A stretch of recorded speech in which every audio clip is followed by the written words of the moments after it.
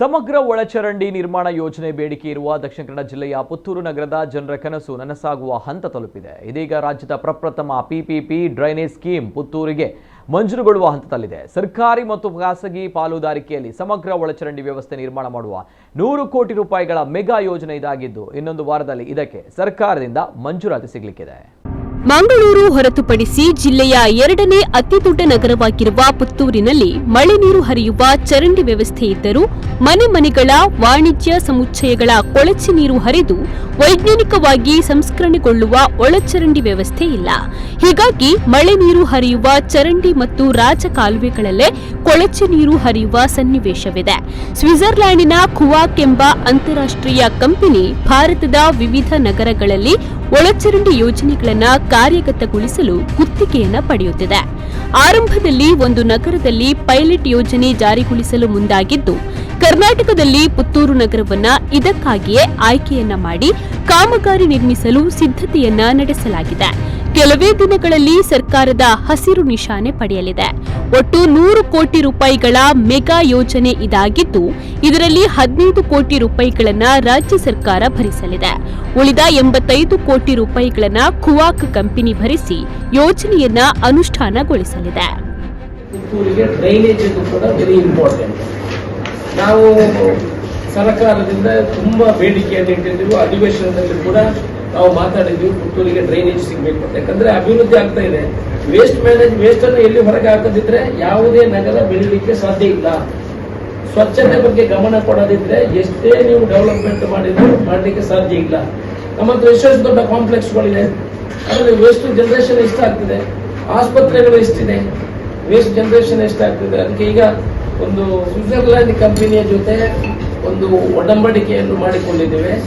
Vacuum system ಏನು ಸರ್ಕಾರ ಈ ಮೊದಲು ಹೇಳ್ತಾ ಇತ್ತು, ನಮ್ಮ ಫ್ಲೈಟ್ ಅಲ್ಲಿ ಟ್ರೈನ್ ಅಲ್ಲಿ ಈಗ ಹೊಸ ಸಿಸ್ಟಮ್ ಮಾಡಿದೆ. ಅದೇ ರೀತಿ ಸಕ್ ಮಾಡೋದು, ಇದು ಕೆಳಗಡೆವರೆಗೆ ಡೀಪ್ ಮಾಡುವ ಅವಶ್ಯಕತೆ ಇಲ್ಲ. ಬರೀ 1 ಮೀಟರ್ ಮಾತ್ರ ಪೈಪ್ ಲೈನ್ ಡೀಪ್ ಮಾಡುವಂತದ್ದು.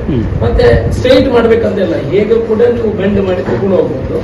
ನಾವು ಹೊಸ ಯೋಜನೆಯನ್ನು ಮಾಡಿದ್ವಿ, ಸುಮಾರು 100 ಕೋಟಿ ರೂಪಾಯಿಯಲ್ಲಿ ಪಿಪಿಪಿ ಮಾಡೆಲ್ ಒಂದು ಮಾಡೆಲ್ ಅನ್ನು ಮಾಡಿದ್ದೀವಿ. ಈ ವಾರದಲ್ಲಿ ಸರ್ಕಾರದ ಜೊತೆ ಚರ್ಚೆ ಇದೆ. ಇದಕ್ಕೆ ಸುಮಾರು 15 ಕೋಟಿ ರೂಪಾಯಿ ಮಾತ್ರ ಸರ್ಕಾರದ ಹಣ ಬೀಳುವಂಥದ್ದು. 85 ಕ್ರೋರ್ಸ್ ಕಂಪನಿಯೇ ಹಾಕ್ಲಿಕ್ಕೆ, ಅಂದ್ರೆ ಅವರಿಗೆ ಪೈಲಟ್ ಪ್ರಾಜೆಕ್ಟ್ ಬೇಕು. ಇಡೀ ದೇಶದಲ್ಲಿ ಎಲ್ಲಿಯೂ ಇಲ್ಲ.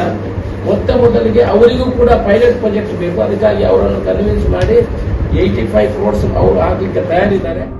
ಕಾಮಗಾರಿ ಸಂಪೂರ್ಣಗೊಂಡ ಬಳಿಕ 5 ವರ್ಷಗಳ ಕಾಲ ಇದೇ ಕಂಪನಿ ಒಳಚರಂಡಿ ಯೋಜನೆಯ ನಿರ್ವಹಣೆಯನ್ನ ಮಾಡಲಿದೆ. ಮುಂದಿನ ವಾರ ಸರ್ಕಾರದ ಮಟ್ಟದಲ್ಲಿ ಪರಿಶೀಲನೆ ನಡೆದು ಸ್ವಿಸ್ ಕಂಪನಿ ಜೊತೆ ಒಪ್ಪಂದವನ್ನ ಮಾಡಿಕೊಳ್ಳಲಾಗುತ್ತದೆ. ಬಳಿಕ ಯೋಜನೆಯ ಕಾಮಗಾರಿ ಆರಂಭಗೊಳ್ಳಲಿದೆ. ಕಂಪನಿಯ ಪಾಲಿಗೆ ಪುತ್ತೂರು ಪೈಲಟ್ ಯೋಜನೆಯಾಗಿದ್ದು, ಭವಿಷ್ಯದಲ್ಲಿ ಇದಕ್ಕೆ ದೇಶದ ಬೇರೆ ಕಡೆ ಈ ಕಾಮಗಾರಿಯ ಗುತ್ತಿಗೆ ಸಿಗುವ ಸಾಧ್ಯತೆ ಇದೆ.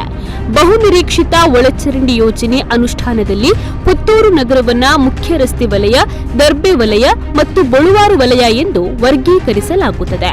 ಮುಖ್ಯ ರಸ್ತೆಗಳಲ್ಲಿ ಒಳಚರಂಡಿ ನಿರ್ಮಾಣವಾಗಲಿದೆ. ಹೋಟೆಲ್, ಮಾಲ್ ಮತ್ತಿತರ ವಾಣಿಜ್ಯ ಸಂಸ್ಥೆಗಳು, ಫ್ಲಾಟ್, ವಸತಿ ಸಮುಚ್ಚಯದವರು ತಮ್ಮ ಖರ್ಚಿನಲ್ಲಿ ಮುಖ್ಯ ಕೊಳವೆಗೆ ಸಂಪರ್ಕವನ್ನ ಕಲ್ಪಿಸಿಕೊಂಡು ಕೊಳಚೆ ನೀರನ್ನ ಬಿಡಬಹುದು. ಈ ಯೋಜನೆಯಲ್ಲಿ ಚರಂಡಿ ಗರಿಷ್ಠ ಆಳಕ್ಕೆ ಅಗೆಯಬೇಕಾಗಿಲ್ಲ. 1 ಮೀಟರ್ ಆಳದ ಚರಂಡಿ ನಿರ್ಮಿಸಿ ಕೊಳವೆಯನ್ನ ಅಳವಡಿಸಲಾಗುತ್ತದೆ. ಗುರುತ್ವಾಕರ್ಷಣ ಶಕ್ತಿಯ ಮೂಲಕ ಇಲ್ಲಿ ಕೊಳಚೆ ನೀರು ಹರಿಯುವುದಲ್ಲ, ಸಕ್ಕಿಂಗ್ ಯಂತ್ರ ಚೇಂಬರ್ಗಳನ್ನ ಅಲ್ಲಲ್ಲಿ ಅಳವಡಿಸಲಾಗುತ್ತದೆ. ಅದು ಕೊಳಚೆ ನೀರನ್ನ ನಿರಂತರವಾಗಿ ಹೀರಿಕೊಳ್ಳುತ್ತದೆ. ಬಳಿಕ ಅದನ್ನ ಎಸ್ಟಿಪಿ ಪ್ಲಾಂಟ್ಗೆ ತುಂಬಿಸಲಾಗುತ್ತದೆ.